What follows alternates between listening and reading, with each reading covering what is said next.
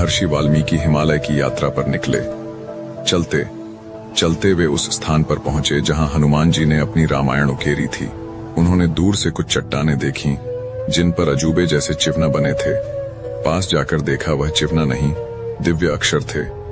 उन्होंने पढ़ना शुरू किया और वे चौंक गए। अरे, यह तो रामकथा है।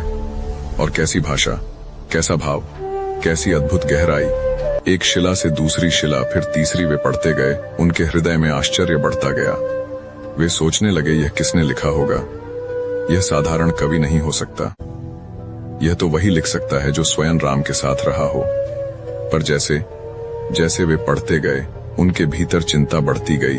अगर यह रामायण संसार में आ गई तो लोग इसे पढ़ेंगे, मेरी रामायण कौन पढ़ेगा? मेरी तपस्या, मेरी साधना सब कहीं पीछे न रह जाए। उसी समय हनुमान जी वहां पहुंचे। उन्होंने वाल्मीकि जी को अपनी रामायण पढ़ते देखा। वे विनम्र होकर बोले, मुनिवर, क्या मेरी कथा में कोई दोष है? क्या मैंने कहीं गलती कर दी? बताइए, मैं सुधार दूं। वाल्मीकि जी असहज हो गए। हनुमान जी की सरलता देखकर वे सीधा उत्तर नहीं दे पाए। लेकिन हनुमान जी ने आग्रह किया, आप सच सच कहिए मुनिवर, आपकी बात से ही मैं सीखूंगा। तब वाल्मीकि जी बोले, हनुमान, तुम्हारी रचना में एक भी दोष नहीं है। यह तो अद्भुत है, इतनी सुंदर, इतनी जीवंत कि मेरी रामायण इसके सामने फीकी पड़ सकती है। यदि लोग तुम्हारी रामायण पढ़ेंगे तो मेरी रामायण का क्या होगा? यह सुनकर कोई दूसरा होता तो गर्व से भर जाता, पर हनुमान जी तो भक्त थे, उनके लिए यश प्रसिद्ध सब था। वे मुस्कुराए और बोले, मुनिवर, मैंने यह रामायण अपने लिए लिखी थी, संसार के लिए नहीं।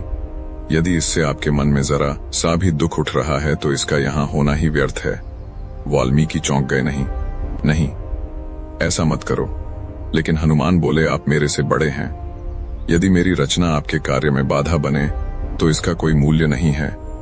दुनिया आपकी रामायण से ही राम जी को जाने, यही शुभ है। और इतना कहकर हनुमान जी अपने विशाल रूप में आए और एक एक करके सब पत्थर उखाड़ने लगे। वाल्मीकि जी घबराकर बोले, हनुमान, कुछ तो रहने दो। पर हनुमान बोले, मुनिवर, राम मेरे हृदय में है। मेरी रचना मिट जाए पर प्रभु का नाम कभी नहीं मिटेगा। उन्होंने सारी शिलाएं उठाकर नदियों में, समुद्र में बहा दी। वाल्मीकि जी की आंखों से आंसू बह निकले। वे बोले, हनुमान, यह साधारण त्याग नहीं है। तुमने अपनी महान रचना मेरे सम्मान के लिए मिटा दी। मैं इसका ऋण कभी नहीं चुका सकूंगा।